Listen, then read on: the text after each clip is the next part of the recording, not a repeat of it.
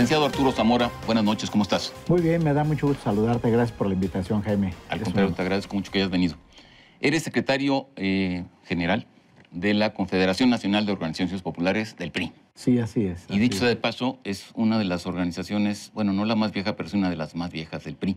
Se fundó en los años 40 bajo el gobierno de Ávila Camacho, ¿no es cierto? Así es, y estuvo en la fundación un jalisciense, Juan Gil Preciado, y se hizo ahí en el Teatro Degollado el acta fundacional. O sea, y ahora mucha me honra toca al estar jalisciense. ahí, un jalisciense también. Igual que tú y y ahora yo. nos toca estar allí, igual que Eso es. nosotros.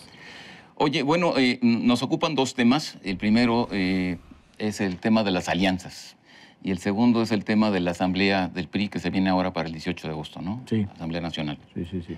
En el tema de las alianzas, pues hay esta expectativa que se creó con el pacto o acuerdo inicial que tomaron PAN y PRD de la posibilidad de formar ese gran frente amplio opositor, por un lado. Y por el otro lado está alguna definición ahora del Partido Verde reciente, en el sentido de que ellos muy probablemente no irían en la alianza con el PRI hacia 2018. Primera cuestión, ¿las alianzas son claves para el 18 o no? Sí, claro. Es bien importante. Ahora ya las competencias electorales son muy cerradas y nosotros como partido en la Asamblea estaremos haciendo una alianza con la sociedad. Luego exploraremos alianzas con partidos con quienes nos hemos aliado para las elecciones.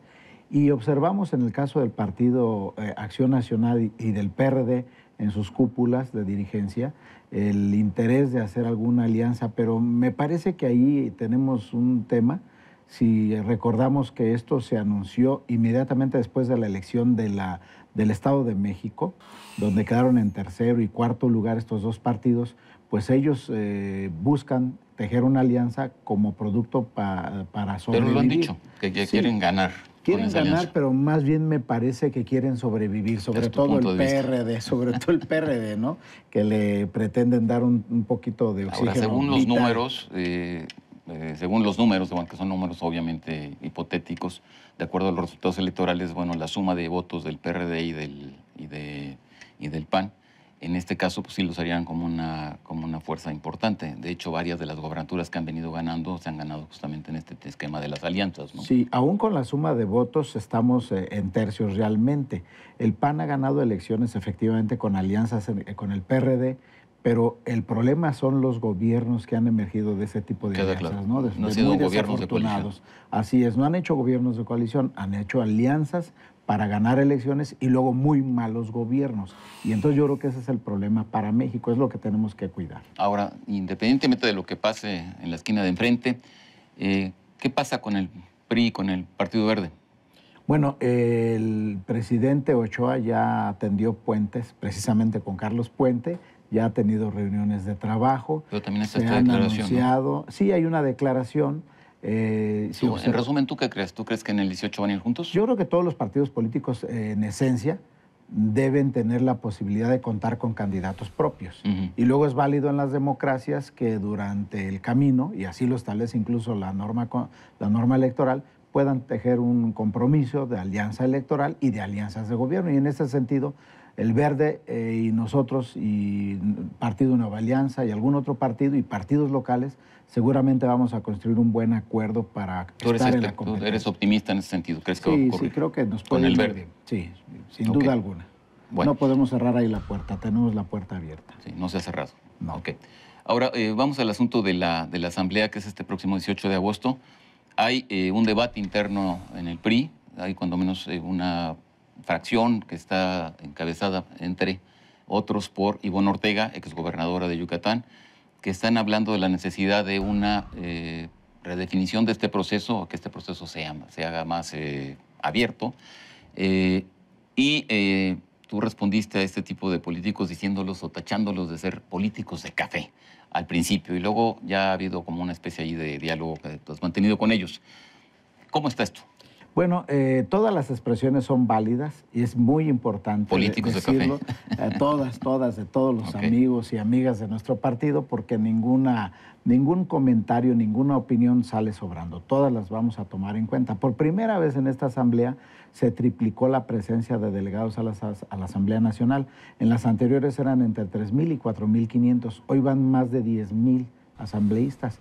por primera vez tenemos una mesa de visión de futuro, porque la Asamblea no es solamente para definir si ponemos o quitamos candados para el candidato a la presidencia, no, hay mucho más.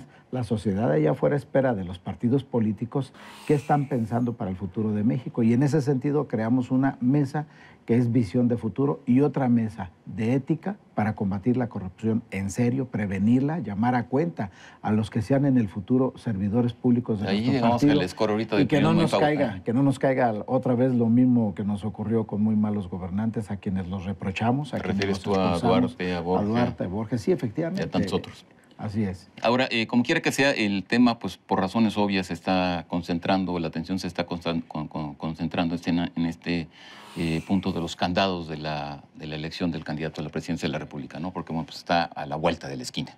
Sí. Y ahí el debate o parte del debate es si se deben abrir estos candados en el sentido de que pueda registrarse un candidato que no tenga militancia en el PRI, una especie de candidato ciudadano, o si no debe hacerse esto. En ese debate, ¿cómo está la cosa? En ese debate lo que pasa es que algunos lo han dicho, que se quite cualquier candado, y otros dicen que quieren poner más candados. Tenemos ya un estatuto que establece claramente la posibilidad de tener candidatos simpatizantes a cargos de senador, de gobernador, de diputado, hasta de regidor. Podemos tener ya candidaturas externas dentro de nuestro partido. Eso existe para todo, menos para la presidencia. Menos para la presidencia de la República. Sería el último paso. Y sería el último paso. Entonces nosotros tenemos que pensar, ¿queremos apertura o queremos cerrazón? ¿Queremos abrir las puertas o queremos seguir teniendo las puertas cerradas? Yo creo que en este momento lo que más nos conviene como partido político y en las condiciones por las que transitamos es que no debemos moverle ya a nuestro estatuto nada, porque ya tiene prácticamente todos los caminos para que lo pudiéramos hacer. Ahora estás muy salomónico, ni con unos ni con otros, las cosas como están y que ahí se queden. Creo que es muy bueno así. Finalmente la Asamblea va a decidir, porque hay posturas en uno y otro sentido. Entonces vamos esperando a ver qué decide la propia Asamblea. Ahora, en el PRI, históricamente y orgánicamente, pues todo el mundo sabe que la ascendencia y la importancia que tiene el presidente de la República, pues es determinante, ¿no? Entonces, en ese sentido, lo que el presidente más o menos piense sí tiene importancia. Y el presidente yo creo que más o menos comparte tu posición, ¿o estoy haciendo una hipótesis aventurada? Bueno, definitivamente considero que preguntarle a él. Viendo cómo están las cosas al interior de nuestro partido, hay varios militantes que sienten tener como derechos de antigüedad, ¿no? Sin embargo, lo he dicho claramente, lo que necesitamos son candidatos ganadores, candidatos que garanticen la unidad interna del partido, pero sobre todo candidatos que puedan ejercer el cargo de presidente de la República, superando los desafíos y retos que México tiene hoy ante el contexto nacional e internacional. Esa es la parte más importante. Ahora, en los procesos de selección de los candidatos a la presidencia de la República hay antecedentes relevantes. En 1988 hubo esta decisión de Porfirio Muñoz Ledo y Cuauhtémoc Cárdenas que tuvo que ver justamente con la elección del candidato a la presidencia de la República. Y muchos que luego, en 1997, estuvo esta asamblea previa que había impuesto candados a la elección del candidato, y entonces resultó como candidato electo Francisco Labastida, cuando podía haber sido otro personaje como, no sé, Gurría, que era secretario de Exteriores o de Hacienda, no recuerdo. Entonces, pero finalmente la cuestión es, ¿cómo ves el procedimiento hacia adelante? ¿Va a ser un proceso que se abra donde comparezcan los candidatos como en el 87-88 que propició el presidente de la Madrid entonces? ¿O esto va a ser un procedimiento más, digamos, ortodoxo, donde habrá un candidato de unidad? Nosotros ya tenemos varias fórmulas. Uno es consulta a la base, que sería como una precandidatura al interior del partido, recorriendo todo el país, donde podría votar cualquier ciudadano. Con varios candidatos. Lo tenemos, sí, con varios candidatos. Otro lo tenemos... un poco el modelo del 87-88. Otro sería la convención de delegados, donde votarían todos los consejeros políticos del país de nuestro partido. Pero también habría varios candidatos. Tendríamos también la posibilidad de varios candidatos. En estos dos sentidos tenemos la posibilidad. Y otra es Consejo Político Nacional, avalado por los consejos políticos de cada entidad. Y ese Consejo Político Nacional se pronunciaría por un candidato. Pues podría pronunciarse por uno, pero podrían registrarse dos. O sea, en los tres modelos tenemos la posibilidad de más de un aspirante o más de un precandidato. Y en cualquiera de los tres modelos... No te voy a preguntar tus preferencias personales, porque no me las vas a decir y a lo mejor ni tienes, no lo sé. Pero bueno, en esa perspectiva hay tiempos y movimientos. Y entonces, bueno, para el 18 de agosto Pues ya estaremos muy cerca de... Sí, el 12 de agosto. Perdón, el 12 de agosto. Asamblea, sí. Pues todavía más cerca. Sí, entonces. todavía estamos ya muy cerca. Entonces, perdón, el 12 de agosto. Entonces, los tiempos van a acelerarse irremediablemente, porque en este proceso, pues Sí. a finales de año o principios de años, irremediablemente tiene que haber candidatos. Sí, en la Asamblea algunos piensan que podríamos definir prácticamente hasta la candidatura. No es así. La Asamblea vamos a tocar 5 temas de gran importancia para el país y después de esa Asamblea da inicio el 8 de septiembre el proceso electoral formal. A partir de ahí nosotros tenemos 90 días para tener ya la convocatoria e ir definiendo. Esto quiere decir que estaríamos planteándonos finales de noviembre, cuando ya tuviésemos claro hacia dónde vamos. Hoy puedo decir... ¿Hacia dónde vamos quiere decir? ¿Tengamos candidato? Sí. Primero el programa, que lo vamos a definir en la Asamblea, y después el candidato cuando ya estemos en los tiempos. Pero además hay una cosa importante.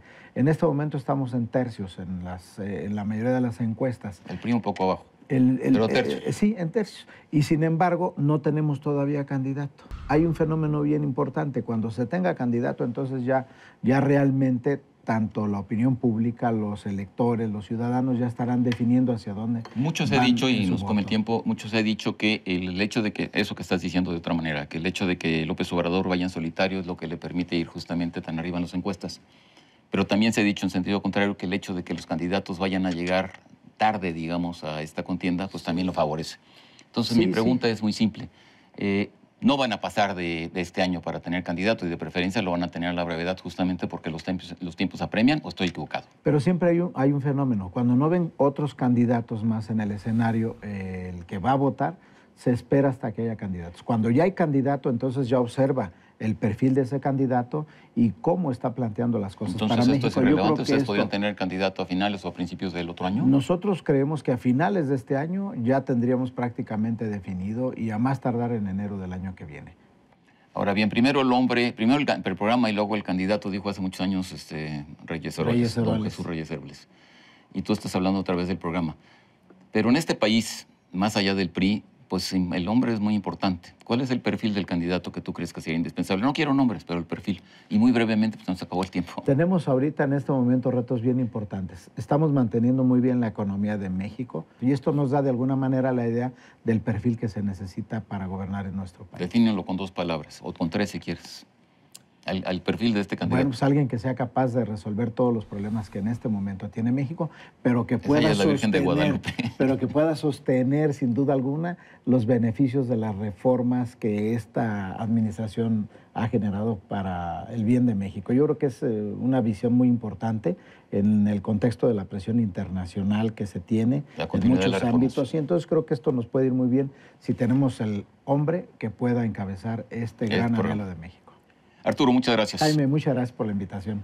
En Contexto, buenas noches. Hasta la próxima semana.